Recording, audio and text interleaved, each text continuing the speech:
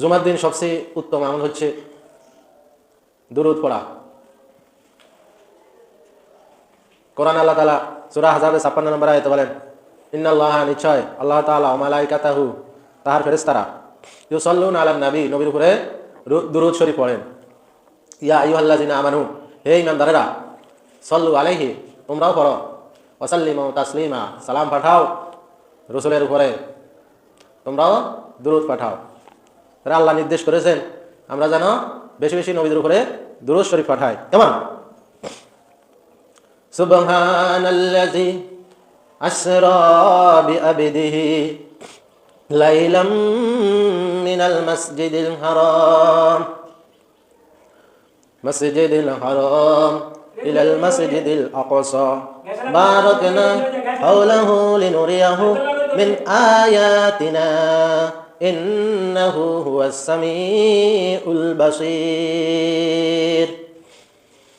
আল্লাহ তাআলা বলেন আমি পবিত্র সত্তা, সুবহান, তিনি হচ্ছেন সুবহান, সুবহান আল্লাহ, সুবহান আল্লাহ। আমরা নামাজের রুকুতে বলি সুবহান রাব্বিয়াল আযীম, সিজদাতে গিয়ে বলি সুবহান রাব্বিয়াল আ'লা। সুবহান আল্লাহ তাআলার পবিত্র নাম, গুণবাচক নাম। আল্লাহ তাআলা পবিত্র।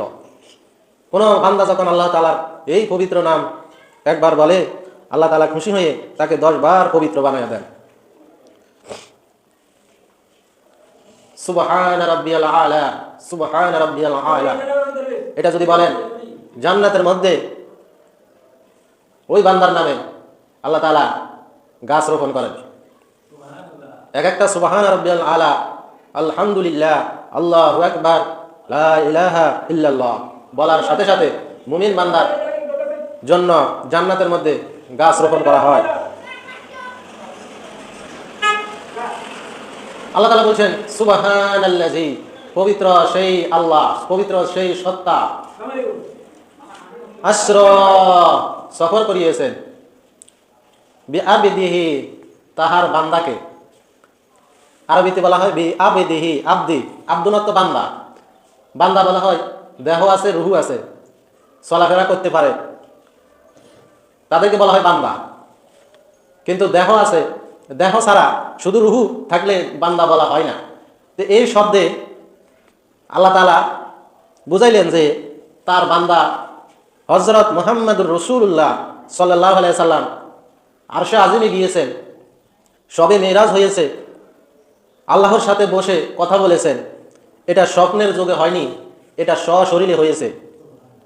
নবীজি নিজে স্বয়ং দেহ সহ সরাসরি আরশে আজিমে গিয়েছেন। এটাই আল্লাহ তাআলা বুঝাইতে চাইলেন যে স্বপ্নের মাধ্যমে নবীর সাথে কথা বলেননি, সরাসরি তার বান্দাকে আল্লাহ তাআলা কোথায় নিয়ে গেছেন? আরশে আজিমে। যখন নবীজির স্ত্রী প্রিয়তমা স্ত্রী হযরত আম্মা জান খাদিজাতুল কুবরা রাদিয়াল্লাহু তাআলা আনহা ইন্তেকাল করেছেন, নবীজি সবচেয়ে দুঃখ পেলেন। কারণ ইনি এমন একজন নারী, মহিয়সী নারী, যিনি ইসলামের জন্য সবচেয়ে বেশি অবদান রেখেছিলেন, ইসলামের পক্ষে তার সমস্ত সম্পদ খরচ করেছিলেন।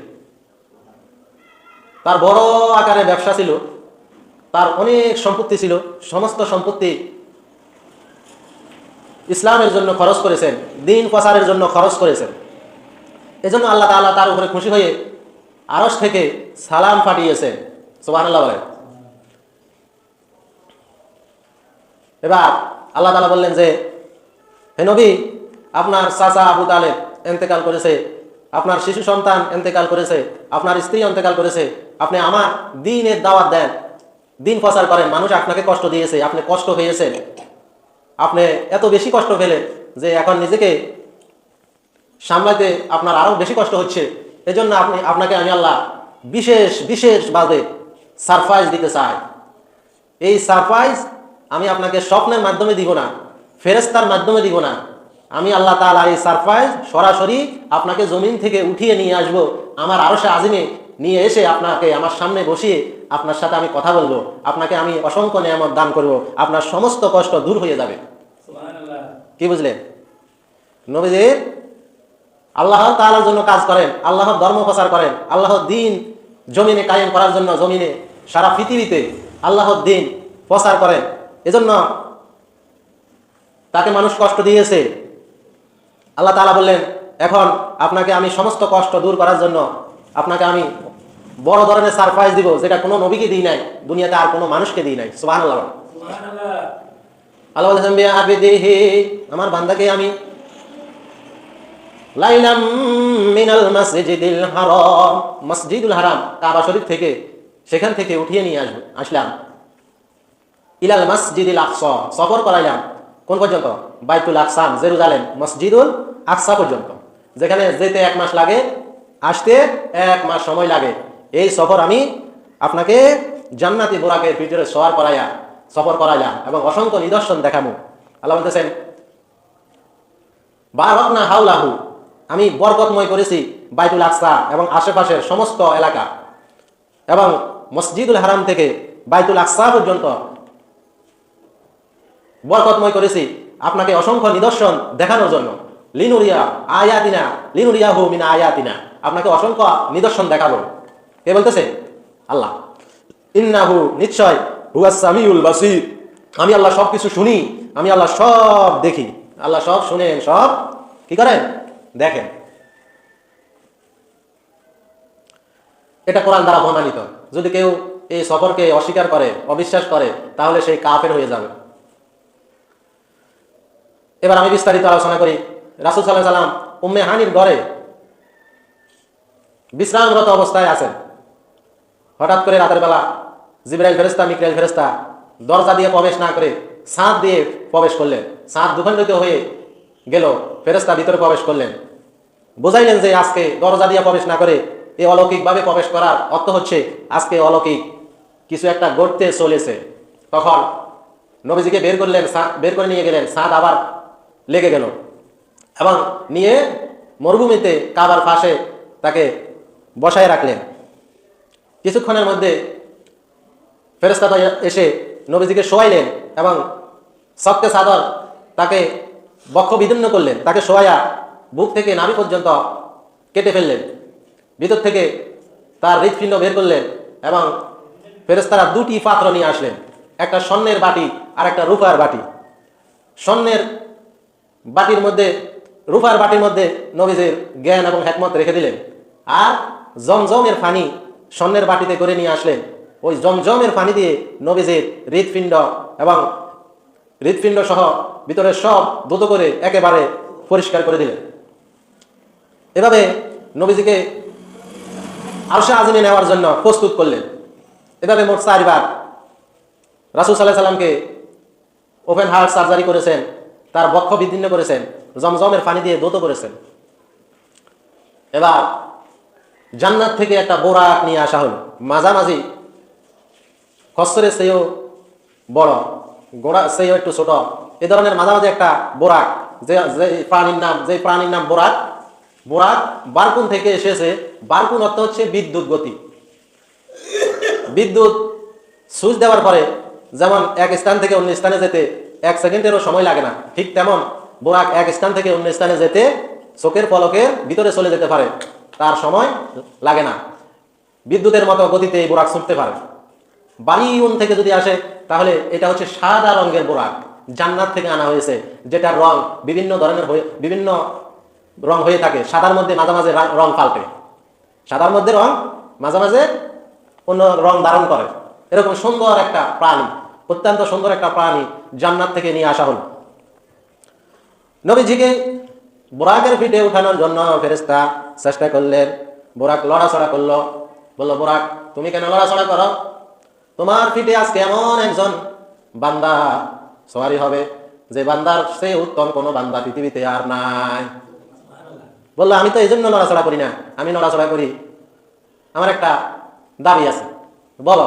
বললো যে, ইয়া রাসূলুল্লাহ, আপনি তো আমার পিঠে সওয়ার হয়ে 7ম আসমান পর্যন্ত যাবেন, কিন্তু এরপরে তো আমাকে আর নিবেন না। আমি চাই আপনি যেন জান্নাতেও আমাকে সাথে নেন। বললো যে ঠিক আছে, তোমাকে আমি জান্নাতে নিব। তখন বোরাক স্থির হয়ে গেলেন। বোরাকের পিঠে জিবরাইল ফেরেশতা সহ বসলেন। মসজিদুল হারাম থেকে ও যে বাইতুল আকসা যেতে 1 মাসের পথ, কয় মাসের? 1 মাসের। কিন্তু বিদ্যুতের মতো ছুটলেন বোরাক, সেকেন্ডের ভিতরে কোথায় নিয়ে গেলেন? বাইতুল আকসা। সময়কে থামিয়ে দিয়ে আল্লাহ তাআলা এর মধ্যখানের স্থানকে আল্লাহ তাআলা বরকতময় করেছেন। অসংখ্য নিদর্শন আল্লাহর নবী হযরত মুহাম্মদ সাল্লাল্লাহু আলাইহি সাল্লামকে দেখাইছে। সেখানে গিয়ে দেখলেন মসজিদের পাশে একটা ইট খোলা আছে, যেটার মধ্যে সওয়ারি, নবীদের সওয়ারি প্রাণীকে বাঁধা হয়। ওখানে প্রাণীকে জিবরাইল ফেরেশতা বাঁধতে বললেন, ওখানে বাঁধা হলো। ভিতরে প্রবেশ করে দেখলেন মসজিদুল আকসা, সেখানে অসংখ্য মানুষ আর মানুষ। কিছুক্ষণ পরে সবাই নামাজের কাতারে দাঁড়িয়ে গেলেন। নামাজ হবে, কি নামাজ হবে, সবাই দাঁড়িয়ে আছে, আমাদের নবীজিও দাঁড়িয়ে আছে। তখন জিবরাইল ফেরেশতা কানে কানে বললেন, ইয়া রাসূলুল্লাহ, ইয়া মুহাম্মদ সাল্লাল্লাহু আলাইহি সাল্লাম, আপনি সামনে যান, আজকে আপনি ছাড়া ইমামতি করার যোগ্যতা কারো নাই। নবীজি গেলেন, ইমামতি করলেন। জিবরাইল বলল, ইয়া রাসূলুল্লাহ, ইয়া মুহাম্মদ, আপনি কি জানেন আপনার পিছে কারা নামাজ আদায় করেছে? বলল, অনেক মানুষ। বলল, না, পৃথিবীর শুরু থেকে শেষ পর্যন্ত যত নবী এবং রসুল পৃথিবীতে এসেছে সবাই আপনার পিছনে নামাজ আদায় করেছে। সুবহানাল্লাহ। তাহলে নবীদেরও নবী, আমাদের নবী সাইয়্যিদুল মুরসালিন, নবীদেরও নবী, রাসূলদেরও রাসূল। সব নবীরা আমাদের নবীর পিছনে নামাজ আদায় করেছে। এবার দেখলেন মসজিদের এক কোণে বৈঠকে বসলেন। জিবরাইল ফেরেশতাকে জিজ্ঞাসা করলেন, ইয়া আখি জিবরাইল, এরা কি করে? বললো যে ইব্রাহিম নবী, আদম নবী, ঈসা নবী, এরা বসি একটা আপনার জন্য একটা করতেছে, আপনার জন্য বসি, তারা আপনাকে একটা গিফট দিবে, সম্মান দিবে আর কি। এই জন্য তারা বসে আলোচনা করতেছে, আপনার সাথে সাক্ষাৎ করবে। সাক্ষাৎ করার জন্য তারা এক কোণে বসে আলোচনা করতেছে। তখন নবী সেখানে গেলেন, আদম আলাইহিস সালামকে সালাম দিলেন এবং সব নবীদেরকে সালাম দিলেন। তখন ইব্রাহিম আলাইহিস সালাম ভাষণ দেওয়ার জন্য আদম নবীকে বললেন যে এখন ভাষণ দিবেন আমাদের আদি পিতা হযরত আদম আলাইহিস সালাম। আদম আলাইহিস সালাম উঠে দাঁড়িয়ে বললেন, আলহামদুলিল্লাহ আবাহুম, সমস্ত প্রশংসা সেই আল্লাহ যিনি আমাকে তোমাদের মতো শ্রেষ্ঠ সন্তানের পিতা করেছেন। আদম আলাইহিস সালাম প্রশংসা করলেন যে তোমাদের মতো এত শ্রেষ্ঠ শ্রেষ্ঠ সন্তান আমার বংশ থেকে আমার সন্তান হয়েছে, এজন্য আমি আল্লাহর প্রশংসা করি। এভাবে তিনি ভাষণ দিলেন। ইব্রাহিম আলাইহিস সালামও ভাষণ দিলেন। এভাবে অনেক নবীরা ভাষণ দিলেন যে ইব্রাহিম আলাইহিস সালাম এবং আমাদের নবীও ভাষণ দিলেন, তিনি প্রশংসা করলেন। তখন বললেন যে মুহাম্মদ সাল্লাল্লাহু আলাইহি সাল্লামের ভাষণে তোমরা কি বুঝলা? যে মুহাম্মদ সাল্লাল্লাহু আলাইহি সাল্লামের ভাষণ থেকে বোঝা যাচ্ছে যে তিনি হচ্ছেন শ্রেষ্ঠ নবী।